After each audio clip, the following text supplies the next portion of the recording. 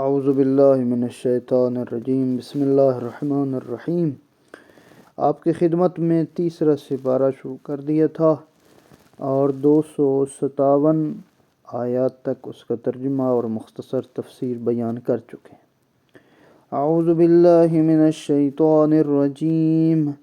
ألم تر إلى الذي حاج إبراهيم في ربه أن آتاه الله الملك إذ قال إبراهيم ربي الذي يحيي ويميت قال أنا أحيي وأميت قال إبراهيم فإن الله يأتي بالشمس من المشرق فأت بها من المغرب فبهت الذي كفر والله لا يهدي القوم الظالمين أو كالذي مر على قرية وهي خاوية على عروشها قال أنى يحيي هذه الله بعد موتها فأماته الله 100 عام ثم بعثه قال كم لبثت قال لبثت يوما أو بعد يوم قال بل لبثت 100 عام فانظر إلى طعامك وشرابك لم يتسنه وانظر إلى حمارك ولنجعلك آية للناس وانظر إلى العظام كيف ننشزها ثم نكسوها لحما فلما تبين له قال عالم أن الله على كل شيء قدير وإذ قال إبراهيم رب أرني كيف تحيي الموتى قال أولم تؤمن قال بلى ولكن ليطمئن قلبي قال فخذ 4 من الطير فصرهن إليك ثم اجعل على كل جبل منهن جزءا ثم ادعوهن يأتينك سعيا واعلم أن الله عزيز حكيم۔ کیا آپ نے اس شخص کا حال نہیں دیکھا جس نے ابراہیم سے ان کے رب کے بارے میں اس بنا پر جھگڑا کیا کہ اللہ نے اسے اقتدار دے رکھا تھا؟ جب ابراہیم نے کہا میرا رب وہ ہے جو زندہ کرتا ہے اور مارتا ہے، تو اس نے کہا زندگی اور موت دینا میرے اختیار میں بھی ہے۔ ابراہیم نے کہا اللہ تو سورج کو مشرق سے نکالتا ہے، تو اسے مغرب سے نکال کر دکھا۔ یہ سن کر وہ کافر مبہوت رہ گیا، اور اللہ ظالموں کی رہنمائی نہیں کرتا۔ یہ اس شخص کی طرح جس کا ایک ایسی بستی سے گزر ہوا جو اپنی چھتوں کے بل گری ہوئی تھی۔ اس نے کہا اللہ اس اجڑی ہوئی آبادی کو مرنے کے بعد کس طرح دوبارہ زندہ بخشے گا؟ پس اللہ نے 100 برس تک اسے مردہ رکھا، پھر اسے دوبارہ زندگی دی۔ اس سے پوچھا بتاؤ کتنی مدت مردہ رہے ہو؟ اس نے کہا 1 دن یا اس سے کم۔ اللہ نے فرمایا نہیں، بلکہ 100 برس مردہ پڑے رہے ہو۔ لہذا ذرا اپنے کھانے پینے کی چیزوں کو دیکھو جو سڑی نہیں ہیں، اور اپنے گدھے کو بھی دیکھو، اور ہم نے یہ اس لیے کیا ہے تاکہ ہم تمہیں لوگوں کے لیے نشانی بنائیں۔ پھر ان ہڈیوں کو دیکھو کہ ہم انہیں کس طرح اٹھاتے ہیں، پھر ان پر گوشت چڑھا دیتے ہیں۔ یوں جب اس پر حقیقت عیاں ہو گئی تو اس نے کہا میں جانتا ہوں کہ اللہ ہر چیز پر قدرت رکھتا ہے۔ قرآن مجید میں اس نبی کا نام نہ لیا گیا، نہ ہی اس بستی کا نام آیا ہے، لیکن بعض روایات میں حضرت عزیر کا نام لیا گیا ہے۔ یہاں پر فرماتے ہیں کہ 3 باتوں کا جواب دیا گیا۔ پہلی بات، طویل مدت گزرنے کے بعد دوبارہ زندگی دینا، یہ امر ممکن ہے۔ گدھے کی بوسیدہ ہڈیوں پہ گوشت چڑھتے دیکھ کر یہ مسئلہ بھی حل ہو گیا کہ اللہ بوسیدہ ہڈیوں کو کس طرح دوبارہ زندہ کرتا ہے۔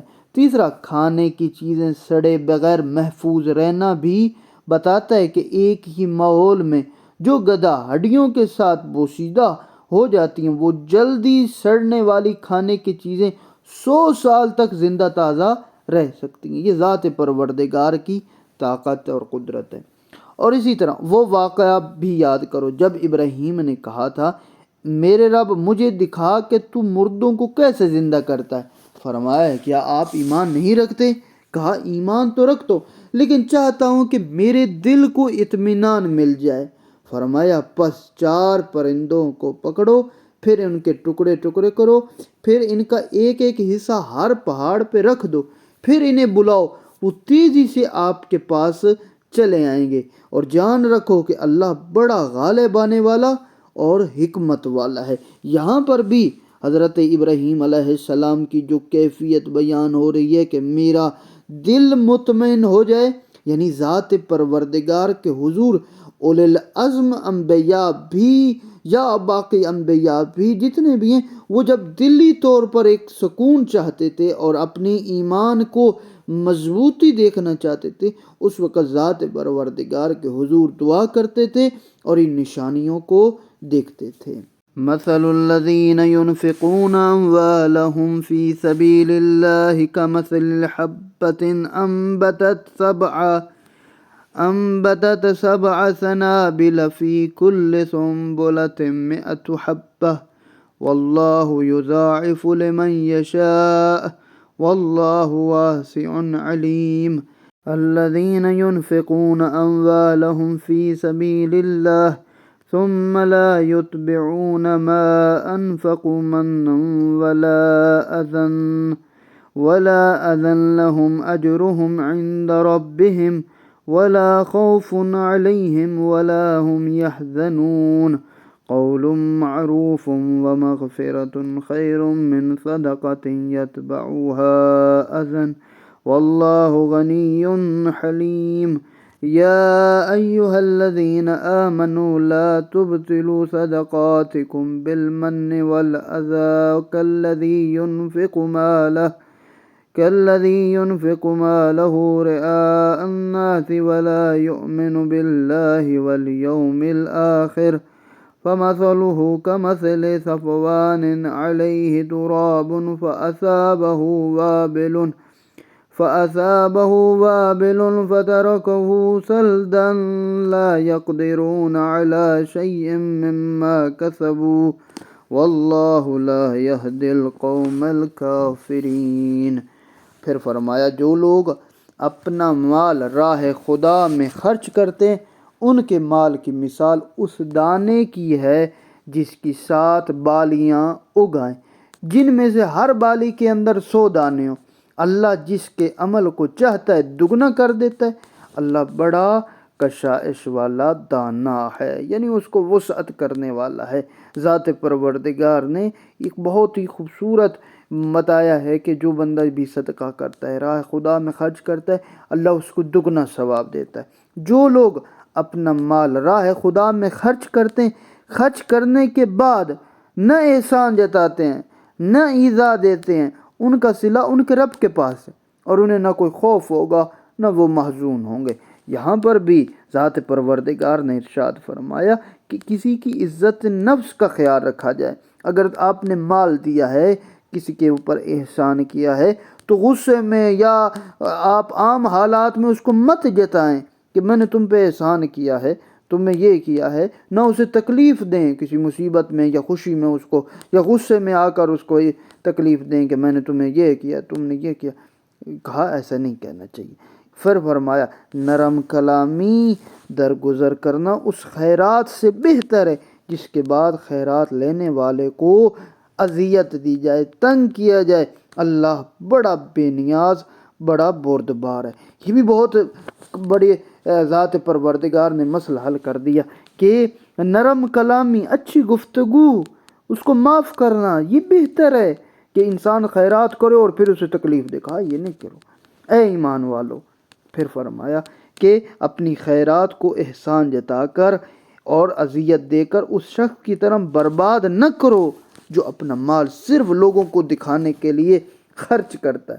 وہ شخص اللہ اور روز آخرت پر ایمان نہیں رکھتا، بس اس کے خرچ کرنے کی مثال اس چٹان کی طرح ہے جس پر تھوڑی سی مٹی ہو، پھر اس پر زور کا می برسے اور اسے صاف کر ڈالے۔ اس طرح یہ لوگ اپنے اعمال سے کچھ بھی اجر حاصل نہ کر سکیں گے۔ اللہ کافروں کی رہنمائی نہیں کرتا۔ وَمَثَلُ الَّذِينَ يُنْفِقُونَ أَمْوَالَهُمْ ابْتِغَاءَ مَرْضَاتِ اللَّهِ وَتَثْبِيتًا مِّنْ أَنفُسِهِمْ كَمَثَلِ جَنَّةٍ بِرَبْوَةٍ أَصَابَهَا وَابِلٌ فَآتَتْ أُكُلَهَا ضِعْفَيْنِ فإن لم يصبها وابل فطل والله بما تعملون بصير أيود أحدكم أن تكون له جنة من نخيل وعناب تجري من تحتها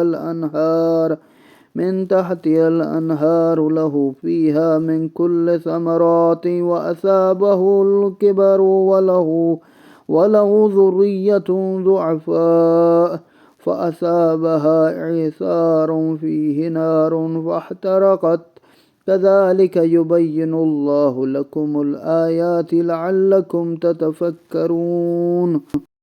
اور جو لوگ اپنا مال اللہ کی خوشنودی خاطر اور ثبات نفس سے خرچ کرتے ہیں، ان کی مثال اس باغ کی ہے جو اونچی جگہ پر واقع ہو، جس پر زور کا می برسے تو دگنا پھل دے، اور اگر تیز بارش نہ ہو تو ہلکی سی بارش بھی ہو جائے تو وہ کافی ہو جائے، اور اللہ تمہارے اعمال کو خوب دیکھنے والا ہے۔ کیا تم میں سے کوئی یہ پسند کرتا ہے کہ اس کے لیے کھجوروں اور انگوروں کا ایک باغ ہو جس کے نیچے نہریں جاری ہوں، اس کے لیے اس میں ہر قسم کے میوے موجود ہوں، جب بڑھاپا آ جائے تو اس کے بچے بھی ناتواں ہوں تو ناگہاں یہ باغ ایک ایسے بگولے کی زد میں آ جائے جس میں آگ ہو اور وہ جل جائے؟ اللہ یوں تمہارے لیے نشانیاں کھول کر بیان کرتا ہے، شاید کہ تم غور و فکر کرو۔ يا أيها الذين آمنوا أنفقوا من طيبات ما كسبتم ومما أخرجنا لكم من الأرض ولا تيمموا الخبيث منه تنفقون ولستم بآخذيه إلا أن تغمضوا فيه واعلموا أن الله غني حميد الشيطان يعدكم الفقر ويأمركم بالفحشاء والله يعدكم مغفرة منه وفضله والله واسع عليم يؤتي الحكمة من يشاء ومن يؤت الحكمة فقد أوتي خيرا كثيرا وما يذكر إلا أولو الألباب۔ اے ایمان والو، جو مال تم کماتی ہو اور جو کچھ ہم نے تمہارے لیے زمین سے نکالا ہے، اس میں سے عمدہ حصہ یعنی راہ خدا میں خرچ کرو، اور اس میں سے ردی چیز دینے کا قصد ہی نہ کرو۔ اگر کوئی وہی تمہیں دے تو تم خود اسے لینا گوارا نہ کرو گے، مگر یہ کہ چشم پوشی کر جاؤ، اور جان رکھو کہ اللہ بڑا بے نیاز اور لائق ستائش ہے۔ شیطان تمہیں تنگ دستی کا خوف دلاتا ہے اور بے حیائی کی ترغیب دیتا ہے، جبکہ اللہ تم سے اپنی بخشش اور فضل کا وعدہ کرتا ہے۔ اللہ بڑا صاحب وسعت دانا ہے، اور جسے چاہتا ہے حکمت عطا فرماتا ہے، اور جسے حکمت دی جائے گویا اسے خیر کثیر دیا گیا۔ صاحبان عقل وہی ہیں جو نصیحت قبول کرتے ہیں۔ یہاں پر ذات پروردگار نے بہت خوبصورت آیات کے ذیل میں پیغام دیا ہے کہ شیطانی تصور یہ ہے کہ خرچ کرنے سے مال ختم ہو جاتا ہے، جبکہ الہی پروردگار کا پیمانہ یہ ہے کہ جو مال بھی تم خرچ کرو گے ذات پروردگار اس میں برکت دے گا اور اضافہ کر دے گا۔ ایک بات، دوسرا یہ کہا گیا کہ جو تمہیں دیتے ہیں تم وہ سی مال میں سے اچھا جو ہے مال، ٹھیک ہے، اپنے لیے تو پسند کرتے ہو اچھے مال کو، لیکن اسی کے ساتھ ساتھ اللہ کی راہ میں بھی خرچ کرو، اور اسی طرح وہ اپنے فضل کو، اپنی بخشش کو تم پر زیادہ عطا فرمائے گا۔